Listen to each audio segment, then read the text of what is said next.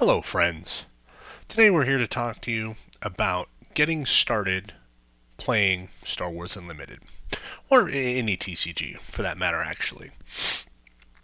So this is going to be aimed towards the new players or someone that has never maybe played a TCG before, and they're interested in getting into the game.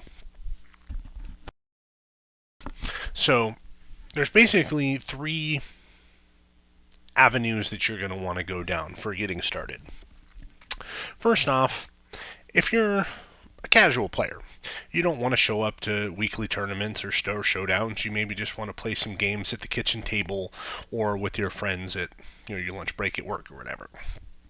Or even going down to the card shop and playing games. If you just want to play the game, you don't really care about being hyper competitive.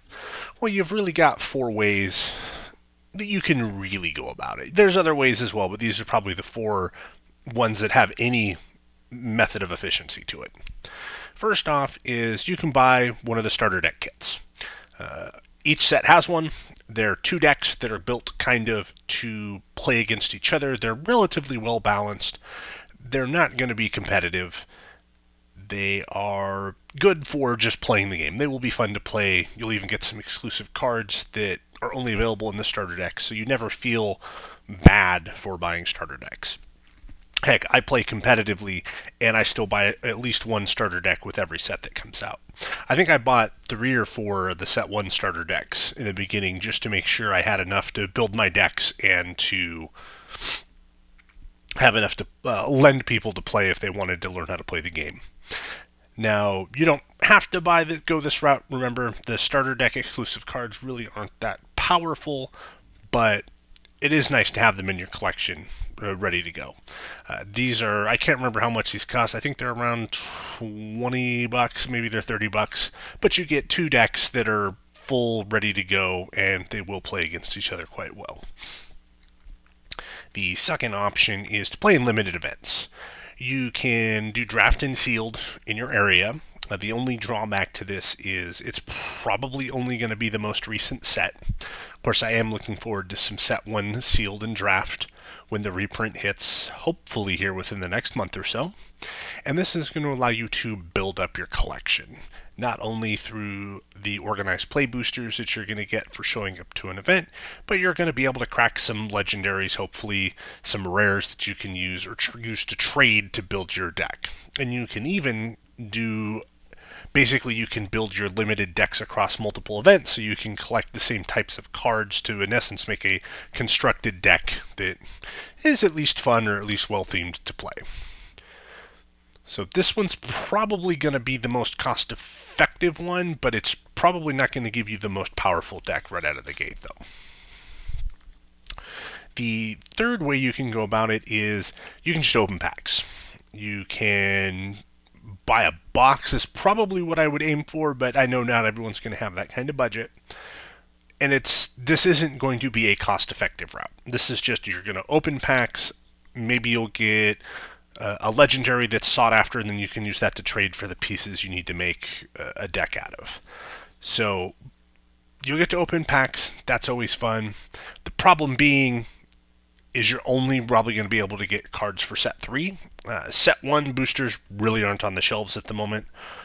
Set 2 boosters, depending on your shop, you should have some set 2 boosters lying around, so you can build a deck with set 2 and set 3 cards this way. The problem being is there's a lot of powerful cards in set 1, so you're going to have to trade or buy singles. Which leads us kind of to our fourth option for casual play, and that's trade with your local play group. Go to your card shop, find people that play the game there, and trade. You can use non-Star Wars Unlimited cards, maybe, assuming that they may play games like Magic or Pokemon. You may have those cards to trade. Sometimes you can trade them for sealed product, like give me these play sets of cards and I'll go buy you 6 packs. That's a pretty common tactic that I've seen used at local card shops. Or you can even offer to buy cards for cash off of players. Most local card shops frown on this, actually quite heavily, to be honest. So always try and buy cards off of your local card shop first, unless they just don't have any Star Wars singles, and then find a way to procure the cards from the local players if you have to. And generally, try and trade for sealed products so that way the store is getting their cut, and you don't have to get into the kind of the gray area of buying cards off of players. All right. So the next grouping of players are your competitive players. Now, this is probably going to be the most research intensive aspect because you can't just go buy a starter deck and play. If you actually do want to show up to a tournament and compete and you want to play well, you're going to have to do some homework. And this is going to apply to any other card game. So if you're brand new to card games, this is going to be kind of the intro on how to dip your toes into competitive play. So what you're going to want to do is you're going to want to research what the competitive meta looks like for the particular game you want to play. In this case, Star Wars Unlimited. So you can just research on YouTube, Star Wars Unlimited meta decks, and you're going to find a host of videos that are going to go over what decks are being played right now, what are considered to be your top tier meta decks, and what are kind of your lower to mid tier meta decks. This has been pretty solid so far with sets 1 and 2. Set 3 is probably going to be mixed up quite a bit. So if you're looking to get into a competitive game, always try and shoot for a week or two after a set comes out, so that way you can kind of feel what maybe the meta is going to look like going forward. Because I would hate to see you waste money on a deck that was meta for a particular set, and then when the next set comes out, it's just not playable anymore. I don't think we're going to see swings like that in Star Wars, but you will see the card lists may change a little bit from set to set. Here, I have listed some amazing YouTube channels that are going to give you some great meta analysis. Tower Number 9, Veiled Shot, KTOD, and Thorix Hot Takes. Fantastic channels. They go over decks that are evolving in the meta, decks that are currently winning. They're great resources and fantastic channels to check out. The next thing is you can look for news sites that cover what people are playing in Star Wars and what decks are winning tournaments. Right now, there's pretty much just one site that I'm aware of that's doing this for Star Wars. Each card game is going to have its own list of sites. Like with Pokemon, there's Limitless TCG. For Magic, you've got I don't even remember what Magic uses nowadays, MTG Top 8. But for Star Wars Unlimited, the Garbage Rollers blog is pretty reliable. They do a Meta Monday article every week, and that goes over what people are playing, what's winning, what decks are getting more popular, and what decks are less popular. So these are all great resources to check out. And the third one is you can actually just talk to local players. Talk to local players and see what decks are doing well, and see if maybe they've got a deck that you want to try playing a few games with to see if you like it. Because unfortunately, you can think that a particular deck looks fun to play, like Vader Blue Control, for example, but then once you actually sit down to play it, you find that it's just an absolute slog and you hate playing it. So, talk to your fellow players, that's going to help you out. And as kind of with casual play, you can trade with your local players to get decks, get pieces of decks. And you can use cash, you can use sealed product, you can maybe even use off product like Pokemon or Magic. It all just depends on your play group and what people actually are playing and what they have. The third type of play is actually going to be a little more difficult, and that's Twin Suns. For those of you that aren't aware, Twin Suns is a multiplayer format for Star Wars, where you build, each player has a 50-card deck that's considered to be singletons. You can only have one of each card in it, but you build it with 2 leaders and 1 base, so you can essentially have 4 different colors in your deck. These decks are, this format actually is really fun to play. I highly recommend everybody that hasn't checked it out yet, check it out. We have a lot of fun when we get together and play it. Sometimes we'll play it when people are just done with their competitive testing for the week, and they just want to play something fun, casual, or if you've got like an off number of people that show up to the card shop that night, that way everybody can be included.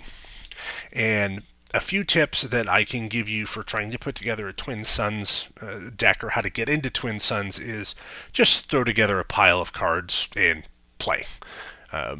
It's not nearly as finely tuned and optimized as the Premier method of play is, but so you're going to be able to sit down with essentially just 50 cards as long as your aspect penalties are correct, or you don't have any aspect penalties, and just play a game. Draft and sealed are probably the best ways that you're going to be able to obtain cards to play this format.